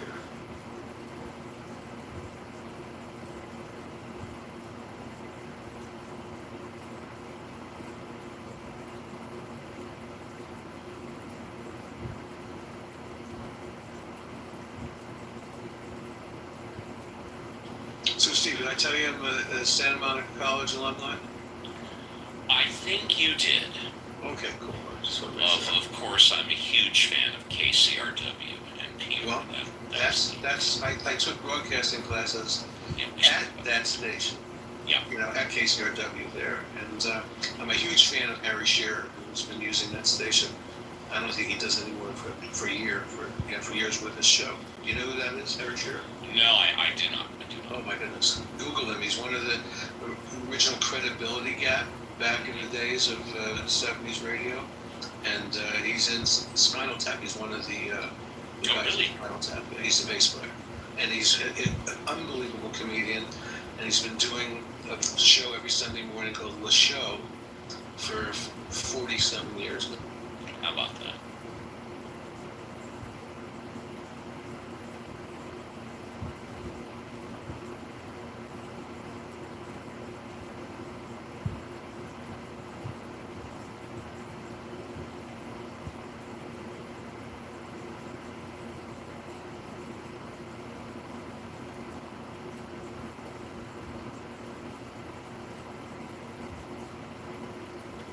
Hey, Butter Baby.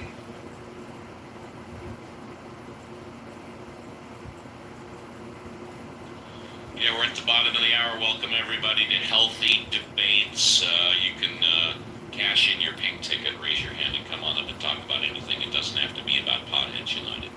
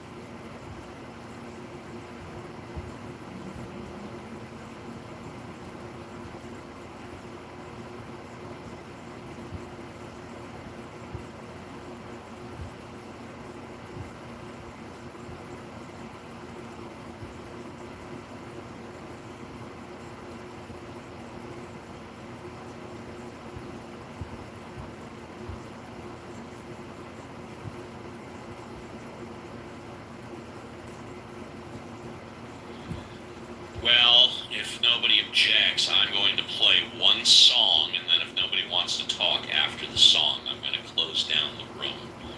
And for those of you that have never heard of Cab Calloway, let's smoke some reefer.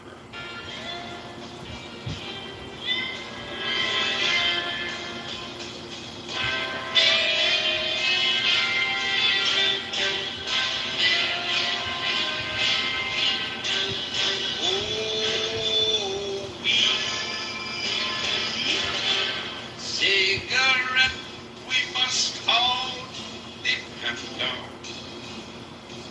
Marijuana. Oh,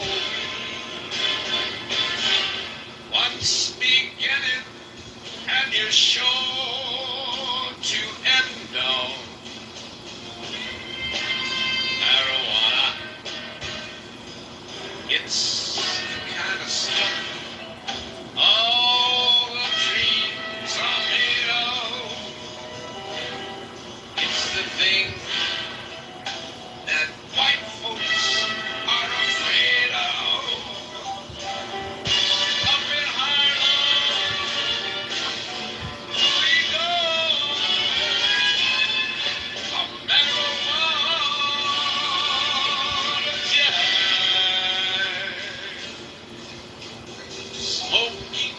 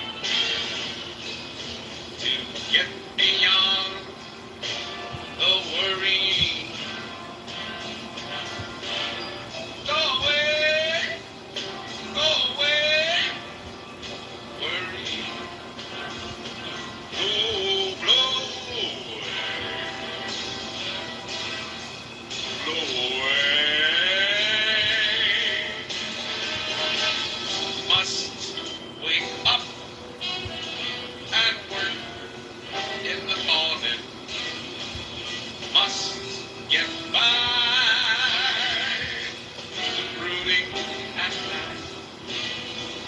You can't change this world you were born. What I declare, you can be walking on air. Oh,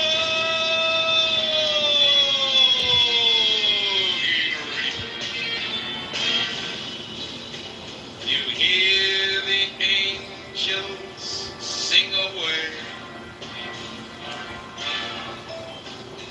helping you to fling away your worry and your trouble. I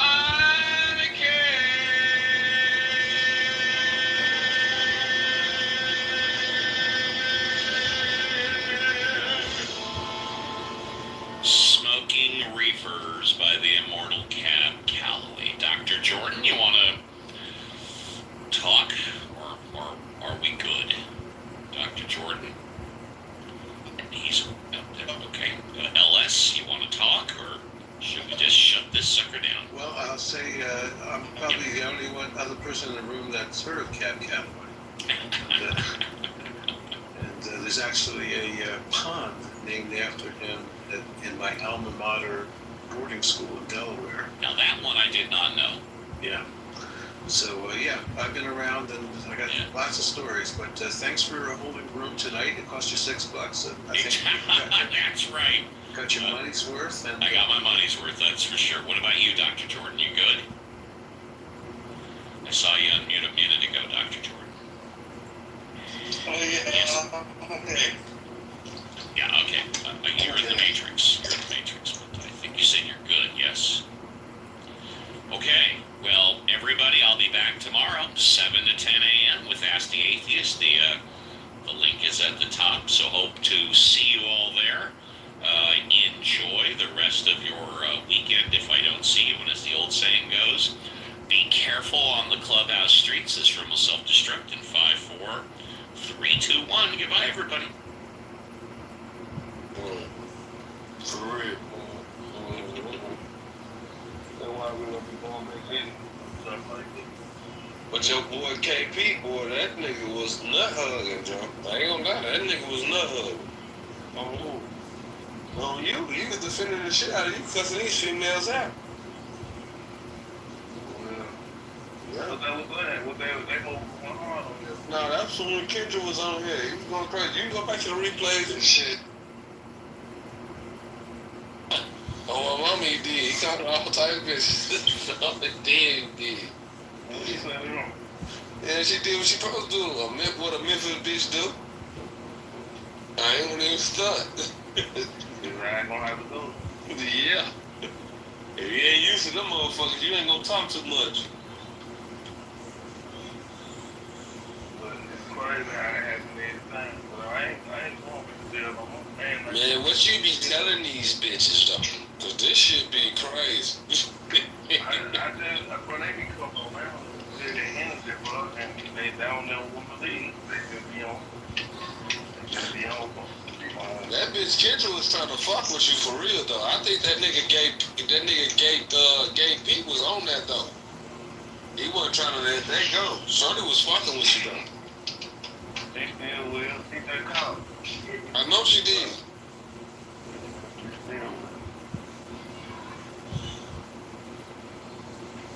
So that's like one motherfucking baby, my motherfucking ex-wife just called me talking some crazy shit. I'm like, what the fuck?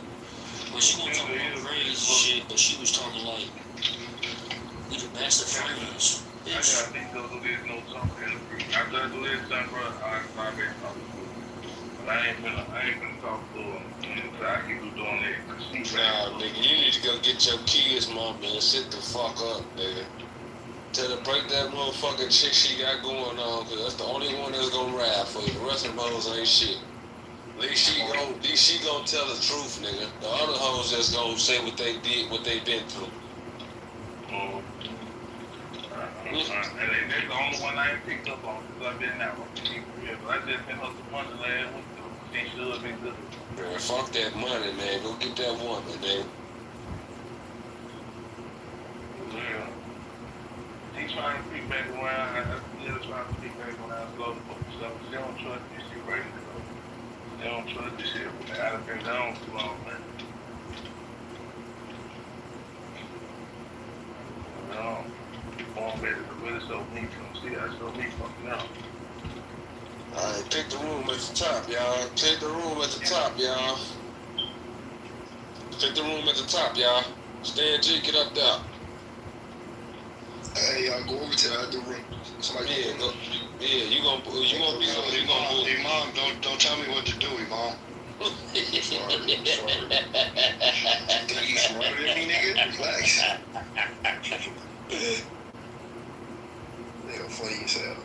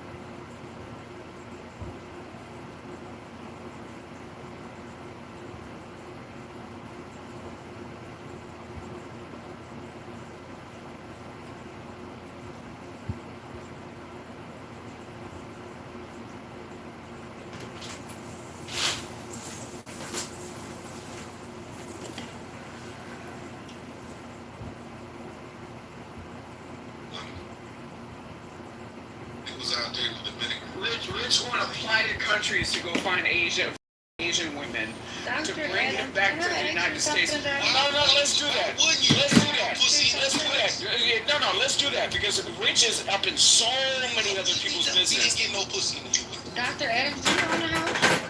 Yes. Do you own a house? Are you in the house right now? No, because my job is in Los Angeles. Do you own a house, man? Yep. Sedona, Arizona, and Carmel, California. She asked a nigga, do he own a house? But she in the house with the nigga that owned the house. She got like 8 properties all over the country. I ain't mad at her. She ain't gonna be asking a nigga. Why you gonna be asking a nigga if he owns something? If you own something. It's because you're not asked. Hold on. A-S-K. Ask. A-S-S. Don't ask me no questions, okay? Why are you always trying to tone police black people? Like, what are you talking about, Sarah? You speak a little bit broken English yourself. Like, so, I mean, the fact that you sit up in here talking to black people like that. Shut the fuck up, Adam. No, I'm not gonna shut up. Okay, I'll move you to the audience. I'll make you shut up. No, Sarah, no. It's a good room. Hey, Sarah, stop power trip. You gotta let it ride, Sarah. Yeah, look, let's have a conversation. Let's talk. Nobody's crying. Nobody's wincing. You all know we can talk crazy to one another in this room. That's what the whole point of it. I gotta be able to call motherfucking nigger. Chill, Sarah. Oh, Gildas, did you say that? No, you didn't say it. No, I did not. I said hoes. I said figures and hoes. What are you talking about? Stop trying to police me. The best line of the night was when I can't breathe. Did you guys hear KP what he said? The best line of the night, Gildas, hold on. When we were all bitching, and it was like all guys, at least right now there are a couple of women on the stage. But then KP's like, why do you guys sound like a bunch of hoes bitching on the stage? Yes. I can't breathe. Right. Like, Sarah, loosen the noose off of Gildas. Like, what the fuck? This is my brother Gildas. Like, what the fuck? Come on. Like, what the fuck? You got season 1 vets on the stage. Come on, you gotta let season 1 go on. We created this bitch. Sarah, you too emotional. We started this gangster shit. I'm not black. Someone said I'm emotional. Motherfucker, you honorary black tonight. Who called me emotional? I'm not black though. You ain't got an honorary black person. Wait a minute. You're putting up a fight. You're putting up a fight by a black man calling you emotional. You're definitely a black woman. Okay, you are definitely a black woman. Sarah, I'm giving you your honorary bonnet. Sarah, you're an honorary bonnet bandit for the night. And I just sent you a child support check. We giving you your Nissan Altima keys just for the night. Let's go. All right. Don't scratch at them rims on the curb. Relax, sir. It's gonna be good, baby. You got it. That black Nissan Altima. No, it's white Altima. It's the white Altima. The white Altima, right? I heard she got the stars on the roof too. And the pink fuzzy steering wheel. Oh my God! Hello Kitty seats. I'm telling you, she's trying to bump Beyonce. So in all fairness, no, hold on, meet up. In all fairness, though, I will tell you, it actually occurred to me the other day. It has been 13 years since I almost lost my life messing with some crazy white girl that liked to street race that drove a fucking Altima, and we crashed right into the back of a freaking G-Wagon going almost 60 miles an hour. Were y'all What's that? Were y'all drinking? No. She had her freaking, like, we were going shopping. Like, it was crazy. Like, she picked me up from my parents' house.